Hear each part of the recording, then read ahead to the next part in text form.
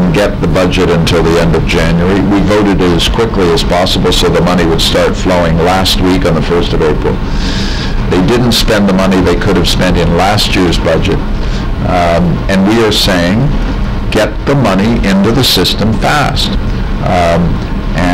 If they fail to do that, we will not be able to continue to support the government.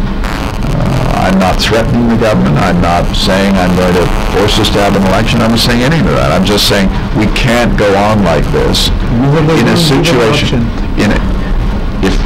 If they don't give us an option, then we will have to have an election. I am trying to make Parliament work. Canadians don't want an election now. What they want is to make Parliament work to get the money into the economy. But if the government doesn't do that, we're going to have a problem. So I've been saying this for months. I'm not saying anything new to you now that I've been saying for months. Is there any new policy on by the Liberal and you under your leadership to outreach the grassroots of communities? Do you have any? Well, I'm talking to you today. That's part of it. It's very important for us to meet with media representatives from all the communities across Canada. I wish I spoke Farsi. I wish I could speak to you in your own language. I've been to Iran many times, or once, and it was an unforgettable visit. I feel a great closeness. It's a great civilization. I have a number of very close Iranian friends, including Ramin Beglu, who's a very close personal friend.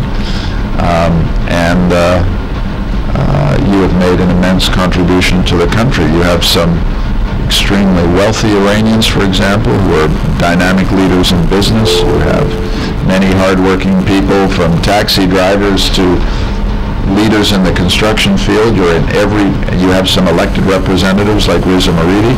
So you have been a community of which all Canadians can be proud, and I have to reach out and talk to you and engage you and listen to you. And thank you so much. You know that almost 5,000 Iranian students at York University, just one of them. And is that right? Yes. Wow. And majority of, right now, I guess that 20% of the professor, the academic are Iranian or are PhD students in any university in Canada, which is contribution to Canada and enjoying the life and the style and freedom in Canada.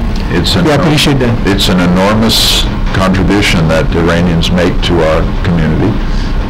I just wish that you were able to have better ongoing contact with your home country.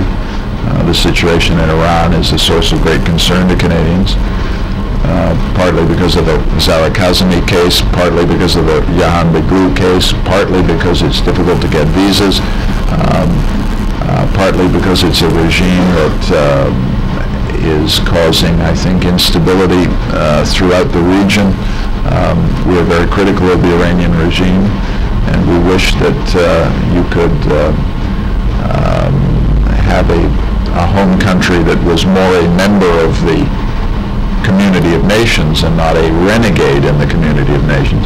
Iran has an enormous role to create stability in the region, to create prosperity in the region. When I was in Iran, When was that? It was in 2005, and I spent a couple of unforgettable days in Isfahan and Shiraz and Persepolis and Tehran.